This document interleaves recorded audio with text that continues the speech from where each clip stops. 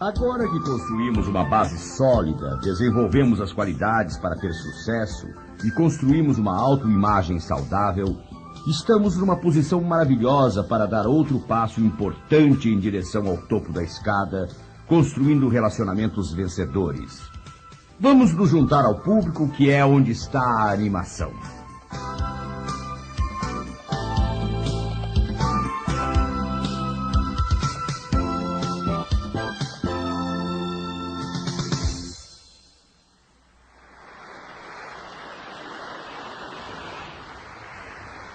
Se vocês quiserem construir um negócio, basicamente vocês têm que ter uma missão. Vocês não têm um trabalho, vocês têm uma missão. Vou compartilhar com vocês a declaração que explica a nossa missão na empresa. Ser alguém que faz a diferença na vida pessoal, familiar e profissional de um número suficiente de pessoas para fazer uma diferença positiva nos Estados Unidos e no mundo. Reconheço que essa declaração é forte e que, se vocês estão acabando de entrar no negócio, ela pode até ser amedrontadora. Mas eu vou lhes contar uma pequena história. Um avô estava passeando na praia com seu neto.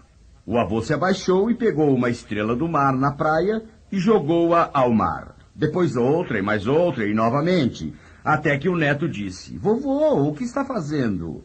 E o avô respondeu: "Essas estrelas do mar são seres vivos.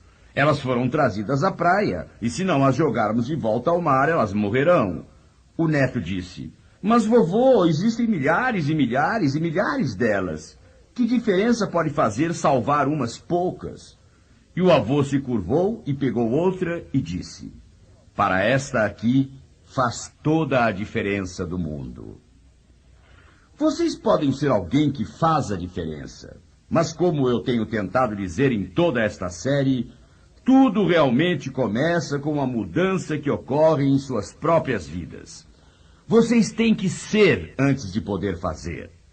O motivo para eu repetir esta frase tantas vezes é que a repetição é a mãe do aprendizado.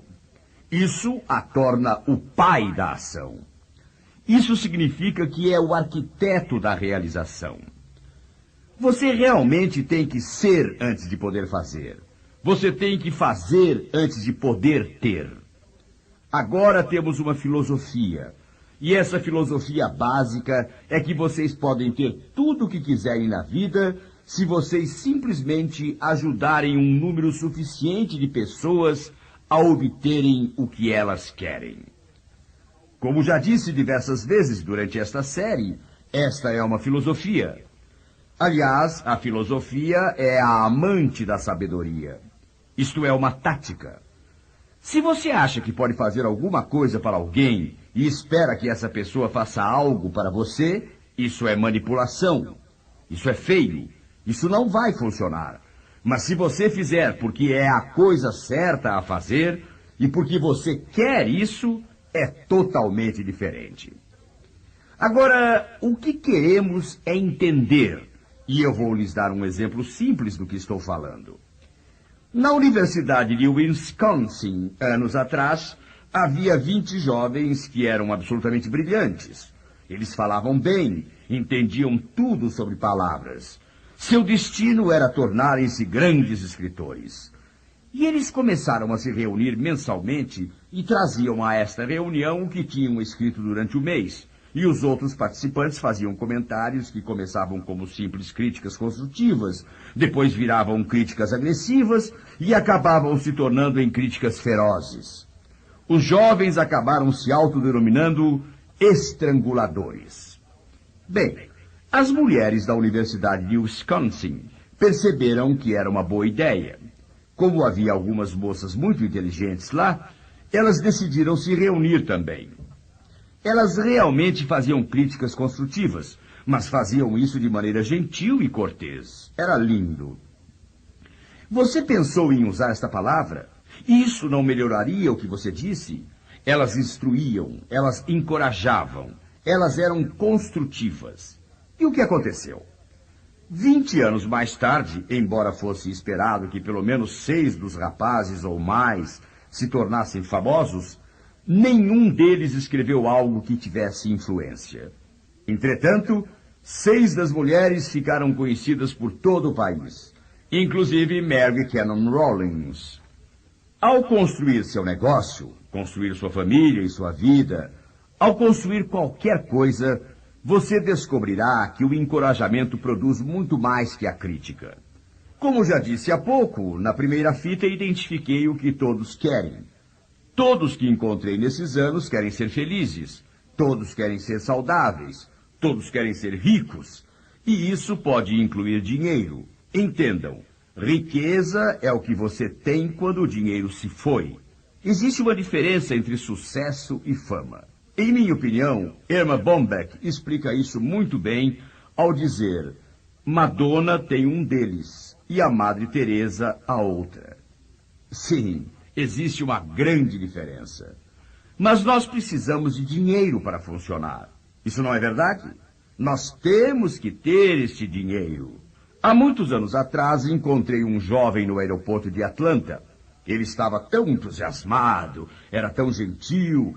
Ele disse: deve ser maravilhoso trabalhar numa empresa cujo principal objetivo é ajudar as pessoas a obterem o que querem e ser tudo o que eles podem ser. Olhei para o jovem e disse: obrigado, mas acho que você está um pouco confuso. Ele disse: o que quer dizer? E eu respondi: este não é o nosso principal objetivo. Ele perguntou: qual é seu principal objetivo? Respondi: ganhar dinheiro. Ele ficou muito desapontado. Eu disse: vou explicar. Temos muitos funcionários. Se não ganharmos dinheiro, iríamos à falência e todos ficariam desempregados. Samuel Dumpers, um antigo líder trabalhista, disse: a principal responsabilidade de um negócio é ter lucro.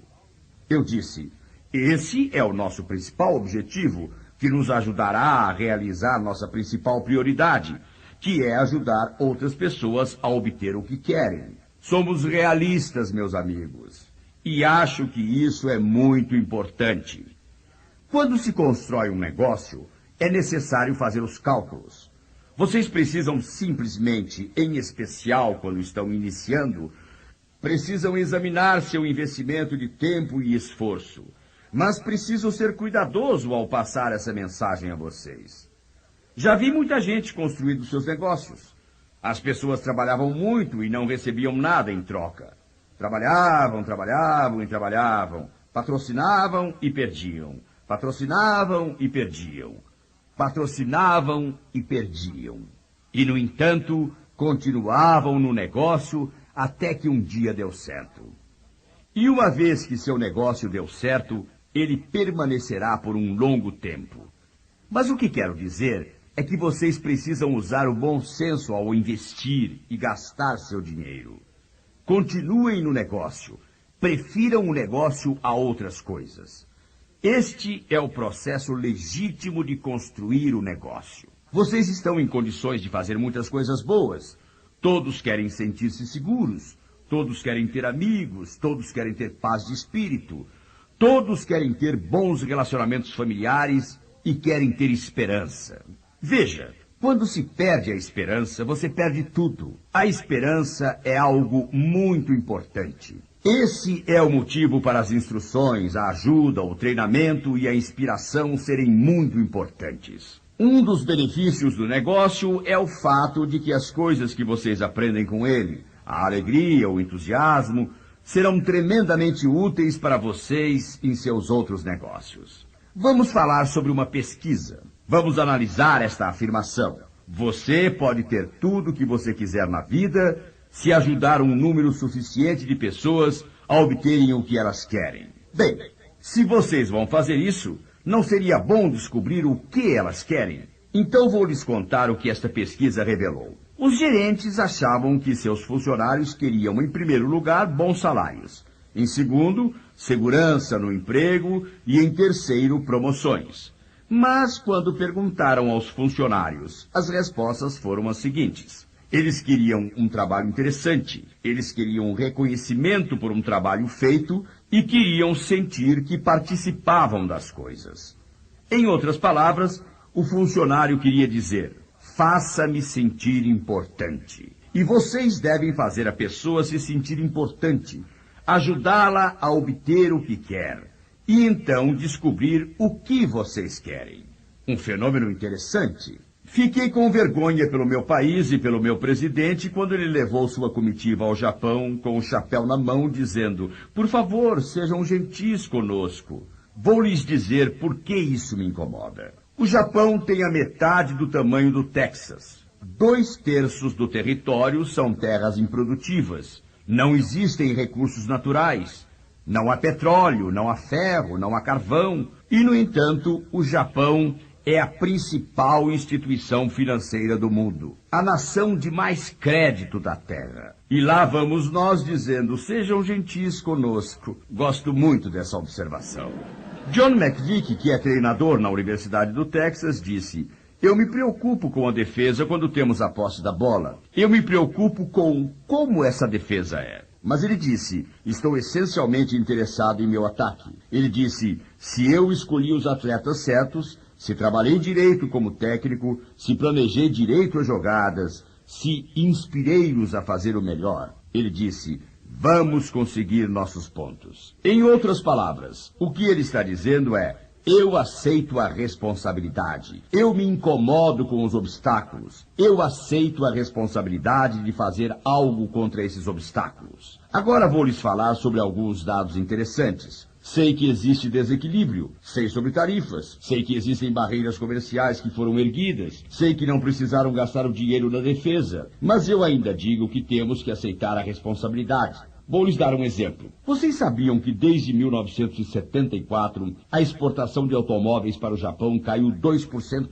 Mas a exportação de automóveis alemães para o Japão cresceu mais de 700%. Obviamente alguém está conseguindo colocar seus automóveis no Japão. Por que eles e não nós? Bem, vou lhes contar o que os espertos alemães fizeram. Eles mandaram uma comitiva ao Japão. Eles examinaram tudo e voltaram para casa trazendo um relatório. Eles disseram: vocês não vão acreditar no que vimos. Aqueles japoneses dirigem carros menores e colocam a direção no lado direito do automóvel. Talvez se fizéssemos carros menores e colocássemos a direção do lado direito, os japoneses comprariam nossos carros. Os alemães fizeram isso e os japoneses compraram. Onde quero chegar? Quantos automóveis japoneses haveria nas estradas americanas se eles insistissem em colocar a direção do lado direito do carro? Tudo isso foi para dizer que vocês devem descobrir o que a outra pessoa quer e então trabalhar para ajudar essa pessoa a obter o que ela quer. E os resultados serão bons. Vamos fazer um resumo. Lembrem-se, em sua vida particular, os empregadores, os funcionários, todos querem a mesma coisa. Todos querem ser felizes, saudáveis, ricos e querem se sentir seguros e ter amigos, paz de espírito, bons relacionamentos familiares e eles querem ter esperança. Lembrem-se, no trabalho querem um serviço interessante, reconhecimento pelo trabalho executado, a sensação de participar das coisas. Então, digamos, como empregador ou como patrocinador, você cria esse tipo de ambiente, você torna o trabalho deles mais interessante. Vocês devem demonstrar reconhecimento quando o trabalho é bem feito e informar o que está acontecendo. Digamos que vocês criaram isso em seu trabalho, não no marketing de rede. Vocês têm um trabalho interessante, reconhecimento pelo trabalho feito e a sensação de participar das coisas. Agora vou fazer uma pergunta. Quantos de vocês acreditam que se criarem um ambiente desse tipo, o resultado será um trabalhador mais feliz? Levantem as mãos. Agora, uma pessoa mais saudável pode estar mais perto de receber melhor salário e mais dinheiro devido a esse fato?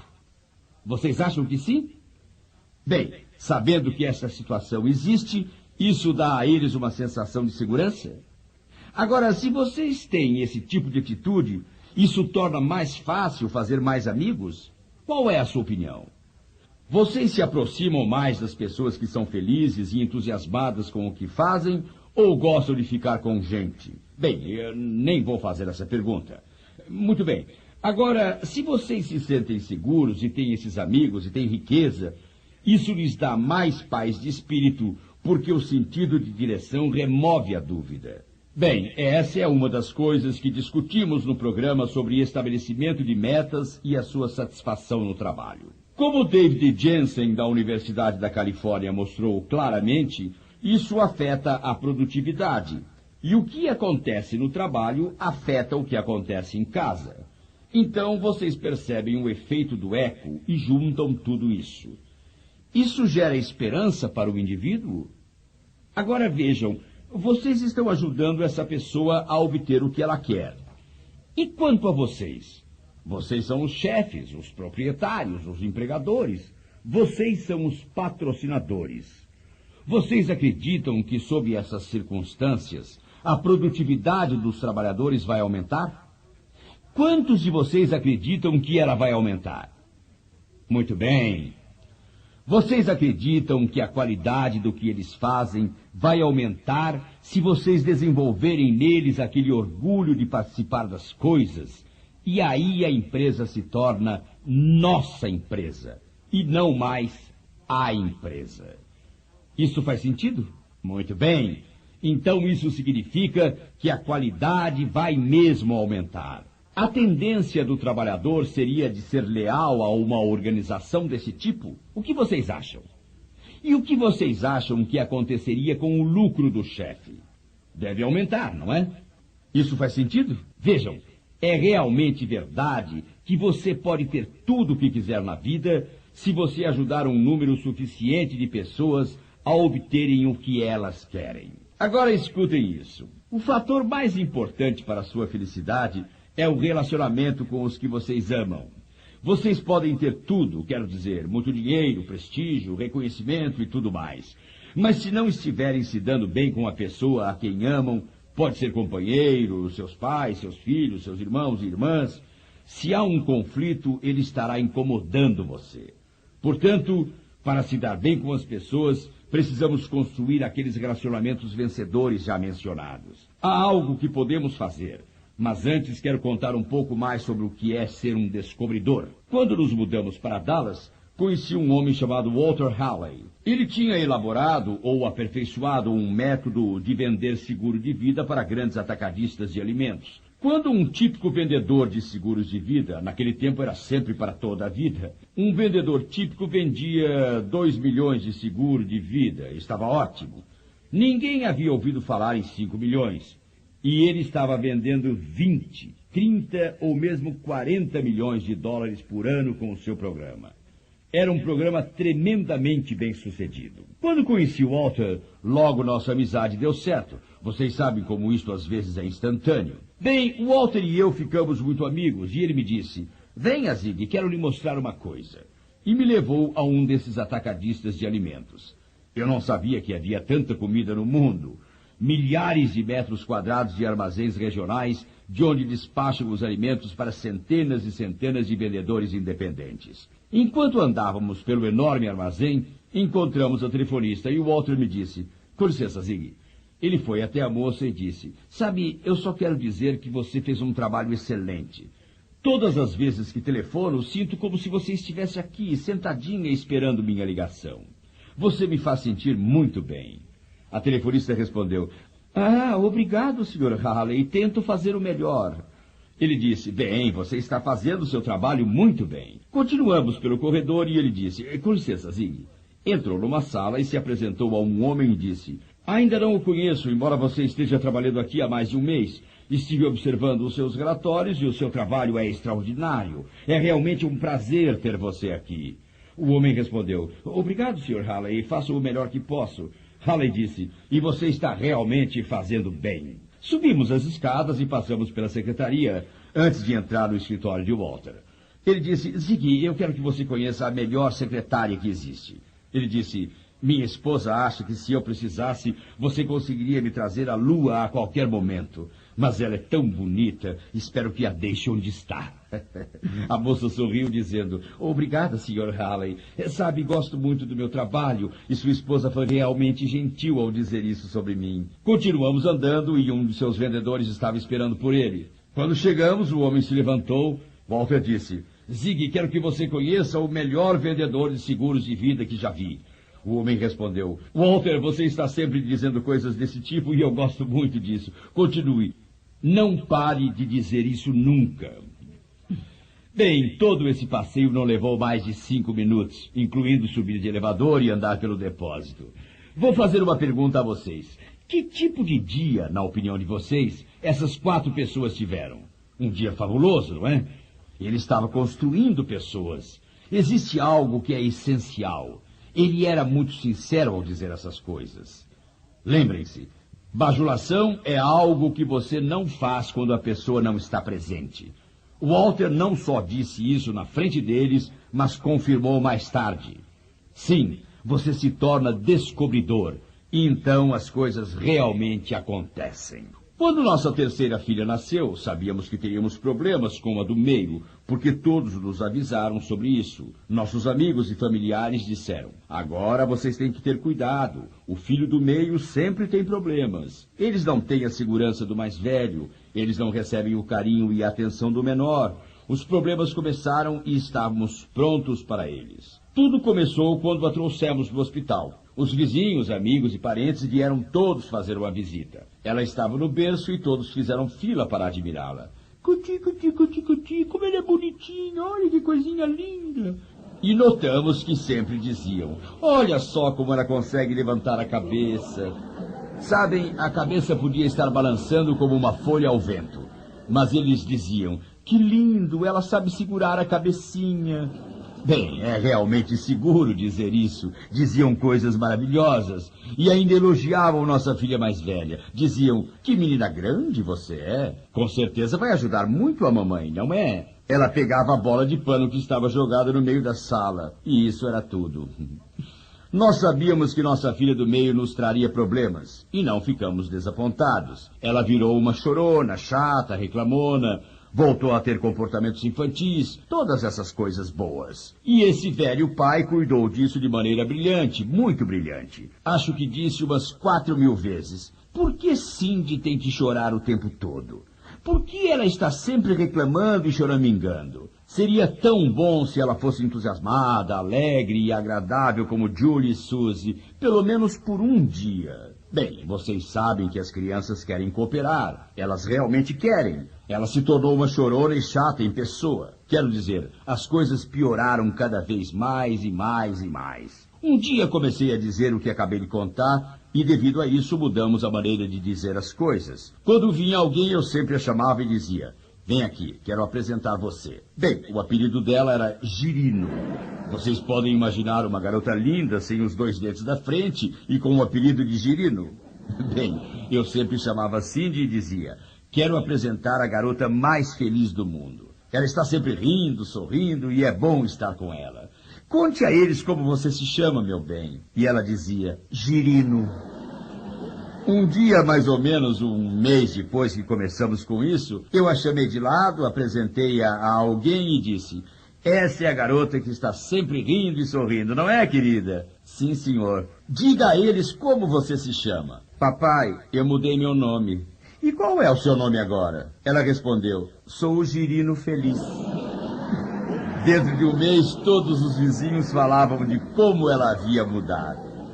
Sabem, a mensagem é importante. A maneira como você trata as pessoas é muito, muito importante. Muitas vezes são as pequenas coisas que podem fazer muita diferença. São as pequenas coisas que realmente contam. Chame uma menina de criança e ela vai adorar você. Chame-a de gata e terá um problema. Diga que ela é uma visão e ganhará pontos. Se a chamar de aparição, você terá problemas. Dizer a ela que se parece com o primeiro dia da primavera é uma coisa. Dizer que ela se parece com o último dia de inverno é outra bem diferente. Relacionamentos. Eles são importantes? Gosto da história dos Green Bay Packers. Vince Lombardi, o técnico imortal, estava trabalhando e nesse dia de treino havia um rapagão que tinha sido a primeira escolha. Nesse dia específico, não estava fazendo um bom trabalho. Lombardi o chamou de lado e berrou um monte de coisas horríveis. Ele disse: você não está fazendo nada direito. Na verdade, sua cabeça está longe. Você não está fazendo o seu trabalho. Vá para o vestiário e troque de roupa. O treino já acabou para você hoje. Bem, isso literalmente arrasou com ele. Lombardi era um ídolo absoluto. Durante toda a carreira, o rapaz tinha sonhado em entrar para a Liga Nacional de Futebol Americano e agora o imortal Lombardi estava mandando ele para o vestiário. Uma hora mais tarde, quando o treino acabou e Lombardi foi para o vestiário, o rapagão estava lá sentado no banco. Ainda não tinha tomado uma ducha e trocado de roupa. Ele estava encolhido e podia-se ver que tinha chorado. Lombardi, o grande guerreiro que também tinha pena das pessoas, foi até o rapaz, colocou sua mão no ombro dele e disse: "Filho, eu lhe disse a verdade. Você é um péssimo jogador de futebol. Você não estava jogando bem. Sua cabeça não estava no jogo. Mas eu deveria ter terminado de dizer minhas palavras, porque dentro de você existe um excelente jogador. E eu vou ficar junto de você até que esse jogador que você tem dentro de si tenha uma chance de sair e se tornar o vencedor que eu sei que existe." Bem, Jerry Kramer, o gigante, levantou sentindo-se bem melhor, muito melhor, e em pouco tempo tornou-se um dos melhores jogadores dos primeiros 50 anos de futebol profissional. Acredito que dentro de cada pessoa exista esse potencial incrível. Precisamos procurar esse potencial, nutri-lo e desenvolvê-lo. Adoro a história de Andrew Carnegie, o primeiro grande industrial. Ele tinha 43 milionários trabalhando para ele. Isso faz mais de 100 anos. 100 anos atrás, um milionário tinha dinheiro. Quero dizer, eles tinham montes e montes de dinheiro. Um repórter fez a seguinte pergunta: "Sr. Carnegie, e como o senhor contratou 43 milionários?" E ele respondeu: "Nenhum deles era milionário quando os contratei." Então a pergunta óbvia é: então o que você fez para desenvolvê-los ao ponto de se tornarem tão valiosos e o senhor ter que pagar-lhes tanto que se tornaram milionários? Sua resposta foi: você aprimora as pessoas da mesma forma que se extrai ouro. Quando se vai à mina de ouro, retiram-se toneladas e toneladas de terra e pedra para encontrar uma única onça de ouro. Mas não se entra lá procurando terra e pedra. A gente procura é o ouro. Você encontra o que está procurando. Ao desenvolver pessoas, isso faz uma enorme diferença. Quando pensamos em relacionamentos, existem várias coisas que eu acho que são muito importantes. Tive o privilégio de ser tremendamente influenciado por um homem chamado Joby Harris, no verão de 1943. Harris era professor de história e técnico de futebol. Eu decidi estudar naquele verão para obter alguns créditos a mais, fazendo um esforço para entrar na Marinha. Ele teve um impacto tão grande sobre minha vida. Muitas vezes falo sobre as coisas que fez. Em janeiro do ano passado, fui dar uma palestra na escola onde Joby lecionava, a fim de angariar dinheiro para um fundo de estudos em nome dele, um tributo por tudo o que ele significou em minha vida. A sala estava totalmente cheia. Havia gente até do lado de fora. Estavam todos em pé, olhando por cima dos ombros dos outros. Mas, interessante, bem na primeira fila havia 7 cadeiras vazias. E na segunda fila havia 5 cadeiras vazias. Eu comecei minha apresentação. Disse às pessoas que estavam em pé: "Quero avisar que existem 7 cadeiras vazias na primeira fila e 5 na segunda. Quem quiser, venha se sentar." Ninguém se moveu. Eu disse: "Sabem, eu gostaria que fosse fisicamente possível levantar essas cadeiras e levá-las até vocês. Gostaria de ser forte o suficiente e ter o tempo para fazer isso, mas não sou. Quero somente lhes dizer que essas cadeiras estão disponíveis. Também quero lhes dizer que essa também é uma lição de vida. Existem cadeiras vazias na frente e existe muito espaço no topo, mas essas cadeiras permanecerão vazias e não serão levadas até vocês. Vocês podem ocupá-las, mas precisam chegar até a frente e dizer que são suas. Vocês terão que passar sobre algumas pessoas para chegar lá. E é assim na vida também. Sempre existem obstáculos entre vocês e o que realmente querem. Mas vocês precisam persistir para então serem capazes de ocupar as cadeiras da frente. É interessante que só uma pessoa veio sentar-se na frente. Tragicamente, acabei de lhes descrever a história da vida. Precisamos muito de gente nas cadeiras da frente. Precisamos muito de liderança. Precisamos de gente que constrói. Existem lugares disponíveis, mas este fato parece ser da natureza humana. Há alguns anos atrás eu estava colocando anúncios. Eu estava construindo uma organização e havia colocado um anúncio no Texas procurando alguém interessado em ganhar $25 mil por ano ou mais. Recebi milhares de respostas. Coloquei o mesmo anúncio no jornal de Denver, procurando gente interessada em ganhar $75 mil por ano ou mais. Só recebi 2 respostas. Nós nos impomos metas pequenas. Se ponderarmos, o primeiro anúncio era mais realista. Acredito que o problema foi que as pessoas não podiam se imaginar ganhando tanto dinheiro. É por esse motivo que passo tanto tempo falando sobre mudar a visão que se tem de si mesmo.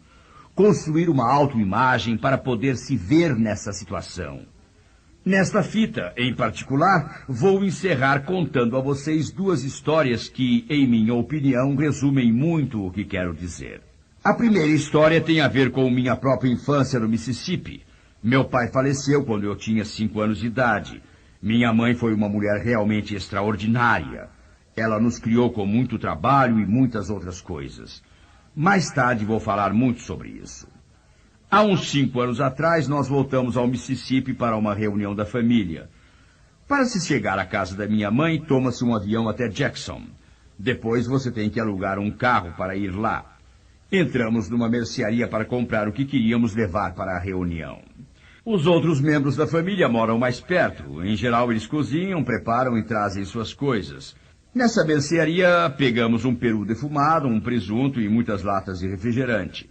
Chegamos ao caixa e aí a ruiva resolveu pegar seu talão de cheque e pagar. Perguntou qual era a quantia. Preencheu o cheque e entregou para a moça do caixa. Então, automaticamente, ela quis pegar um documento e alguns cartões de crédito. Ela pegou isso tudo e entregou para a senhora, dizendo, imagino que a senhora quer examinar isso aqui. A moça do caixa nem olhou para os documentos. Só examinou o nome no cheque e disse, não, nesta cidade a única identificação que precisamos é este nome, Ziegler. Sabendo que me mudei de lá em 1944, ela não estava falando de mim. Ela estava falando da minha mãe, de meus irmãos e irmãs mais velhos, que construíram lá uma reputação. Ainda estão lá. Uma irmã e uma cunhada mais velhas. Elas têm uma reputação tão boa que só é necessário o nome. Essa é a identificação. Nesse dia, eu me fiz uma nova promessa de que talvez não deixe muitas coisas para meus filhos, mas eu lhes deixei um nome tal que, quando entrarem em alguma loja e alguém os vir, será suficiente. E o lojista poderá dizer, não, o nome é a única referência de que precisamos. O que vocês irão deixar? A coisa maravilhosa do marketing de rede é o fato de que poderão deixar muitos bens materiais. Mas, muito mais importante, vocês podem deixar um legado de ter compartilhado oportunidades. Isto faz muita diferença na vida de tantas pessoas.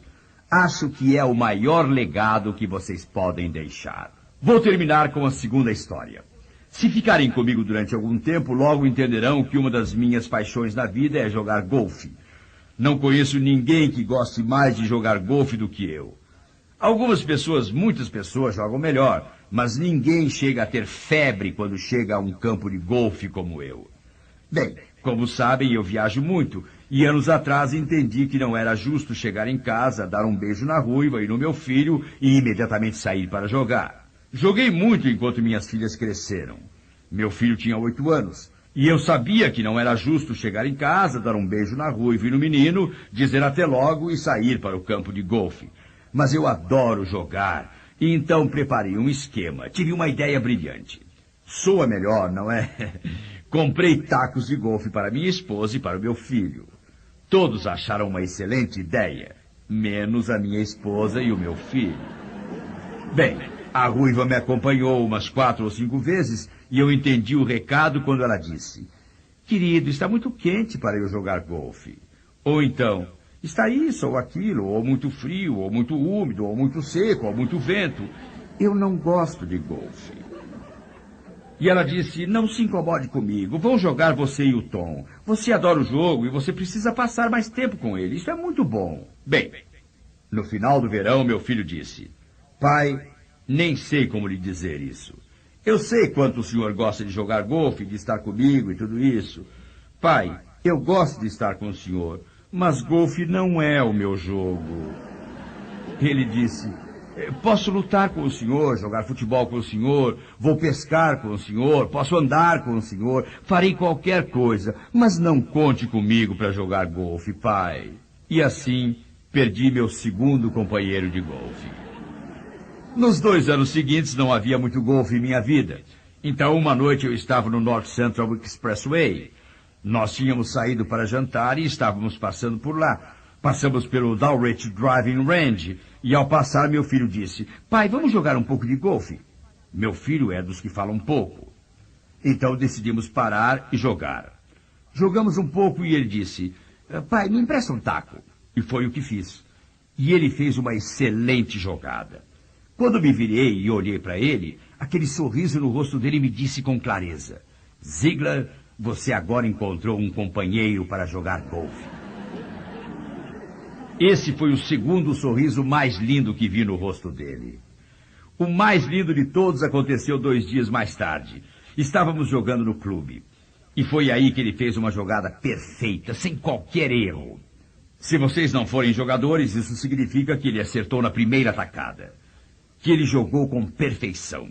Assim, eu ensinei muito sobre o jogo de golfe ao meu filho. Ele fez umas jogadas espetaculares e nós festejamos lá mesmo. Aí eu percebi que tinha um problema. Eu também estava no jogo. Se acertasse logo, ele acharia que tinha sido de propósito. A vitória seria sem importância, o que é quase uma perda. Então decidi que daria o melhor de mim para poder dizer honestamente ao meu filho, filho, você realmente fez um bom trabalho. Você venceu com justiça. Bem, meu melhor esforço sempre inclui uma ajuda da providência, o que acho perfeitamente correto, mesmo no campo de golfe, especialmente no campo de golfe. De qualquer maneira, fiz minha jogada e ela saiu perfeita. Então olhei para meu filho e disse, filho, diga a verdade. Você estava torcendo para o seu pai? Imaginem o que isso significaria. Se eu tivesse errado, meu filho teria ganho o jogo. Ele tinha 11 anos. Nunca tinha ganho um jogo de golfe do pai. Teria sido muito importante. Sem hesitar, ele disse, pai, eu sempre torço por você. Meus amigos, isso significa amor. Isso é amor puro.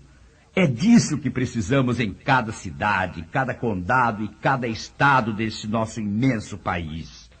É disso que precisamos entre pais e filhos, entre professores e alunos, entre maridos e esposas, entre empregadores e funcionários. É o que precisamos especialmente quando estamos compartilhando este negócio com outra pessoa. Você os empurra literalmente ao entrarem no negócio visando o benefício deles. Existe um ditado antigo que é verdadeiro. As pessoas realmente não se incomodam com quanto você sabe até que saibam o quanto se preocupa com elas. Num mundo em que os amigos se tornam mais e mais escassos, em que existe cada vez mais negativismo e problemas do que jamais encontramos na história do nosso país, precisamos de esperança, sentido de direção, encorajamento. Mas a nossa maior necessidade é de amor. Chame-os para entrar no negócio visando o benefício deles, porque se você fizer isso, eu o verei sim.